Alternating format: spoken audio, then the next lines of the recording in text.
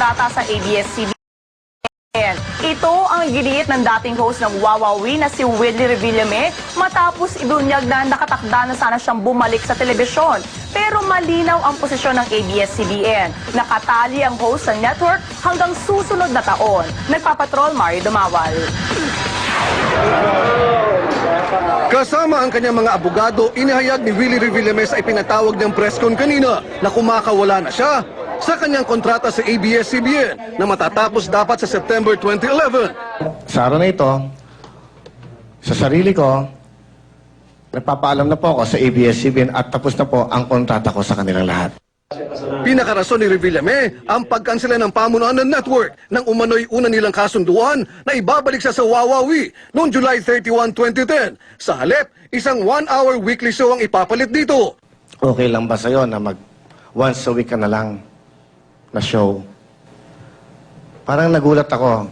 O kaya, magkaroon ka ng show sa Studio 23. Parang lahat po ng mga inisip kong idea, lahat ng pinaglaanan ko ng panahon na ipabubuti ko itong Wawawi, nawala, naglaho nung sinabi sa akin nun. Ipinamahagi rin ni Revillame sa media ang kopya ng liham niya kay ABS-CBN Chairman Gabby Lopez. Nakadetalye dito ang mga puntos kung bakit sa kanyang opinyon, maari na niyang talikuran ang kanyang kontrata sa istasyon.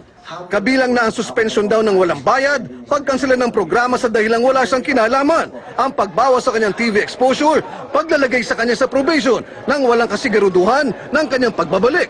Dahilan umano ito para mabawasan ang kanyang in-show endorsements na parte ng pinagkasunduang kita sa programa. Binanatan naman ni Willie ang umano'y sadyang pagsira sa kanya ng network sa pag-ere ng mga ulat na nakakasira sa kanyang imahe. Iginiit ni Willie, ayaw niya ng demandahan. Hindi daw niya hahabulin ang multimilyong shares niya sa ABS-CBN.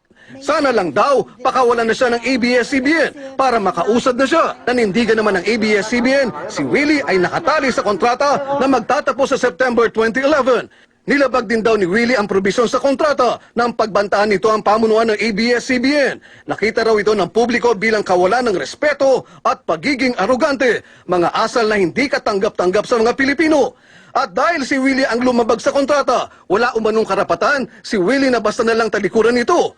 Dagdag ng ABS-CBN, ang kontrata ay kasunduan na dapat bigyan ng kaukulang respeto ng dalawang partido. Sabi pa ng kumpanya, ang ABS-CBN ang naagrabyadong partido, kaya ito rin ang may karapatan na magdesisyon kung itutuloy ang kontrata o hindi. Inuulit ng ABS-CBN, dapat gampanan pa rin ni Willie ang kanyang obligasyon na nakasaad sa kontrata na magtatapos sa Setyembre 2011. Mario Dumawal, Patrol ng Pilipino. Hawak na ni Willie Revillame ang yaman at kasikatan hanggang muling pukulin ng mga batikos habang host pa ng Wawawi noong Mayo. Paano nga ba nawala kay Willie ang Wawawi? Nagpapatrol, May Lozano. Hindi niya tinanggal. Ako mag-resign dito sa Wawawi. Tandaan niya yan. May 4 ngayong taon, sumabog ang galit ng dating Wawawi host na si Willie Revillame. Nagbanta siyang magre-resign sa programa kung hindi sisibakin ang radio host na si Jobert Sucaldito na walang tigil umano sa pambabatiko sa kanya. Matapos ito, hindi na bumalik si Willie sa Wawawi at ipinahayag na magpapahinga muna. Naging aktibo si Willie sa kampanya sa halalan kasama ang presidential candidate na si Senator Manny Villar. Pinanindigan din niya ang kanyang desisyon. Natakot din mo ng trabaho. Pag magaling ka, may bilib ka sa sarili mo at mabuti kang tao, huwag ka matakot, may kukuha sa'yo. Hindi mo natakot sa Lambang Channel? May 12, nagpadala si Willie ng resignation letter sa ABS-CBN management na hindi ibinunyag nino man. Lumabas ang resignation letter sa column ng showbiz columnist na si Ricky Lo. Hiniling niyang pakawalan siya ng ABS-CBN sa kanyang kontrata. May 24, naganap ang isang closed-door meeting. Ang resulta ng meeting, humingi ng sorry si Willie sa paghamon sa ABS-CBN management, kasabay ng banta niya kay Jobert noong May 4 episode ng Wawawi. Sa statement ng ABS-CBN Head of Corporate Communications na si Bong Osorio, tinanggap ng ABS-CBN management ang paghingi ng paumanhin ni Willie. Sinasabing nagkasundo ang ABS-CBN at si Willie na magkaroon ng indefinite leave mula sa Wawawi, pero mananatili ang obligasyon sa kanyang kontrata. Nakasaad dito, hindi maaaring gumawa ng kaparehong trabaho si Willie sa kaninumang tao o kumpanya na diretsang kakompetensya ng Kapamilya Network.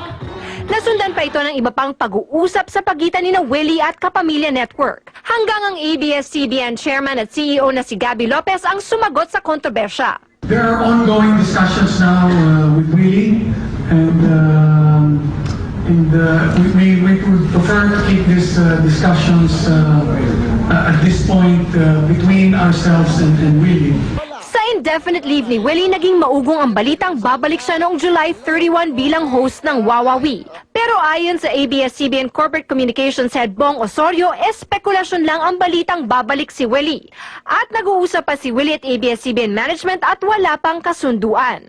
Matapos ang 2 linggo, inihayag ng management ang paglulunsad ng Pilipinas Win-a-Win. Ayon sa pahayag ng ABS-CBN, nagpaalam ang Kapamilya Network kay Willie habang pinaplano pa ang isang programa para sa kanya. Marie Lozano, Patrol ng Pilipino.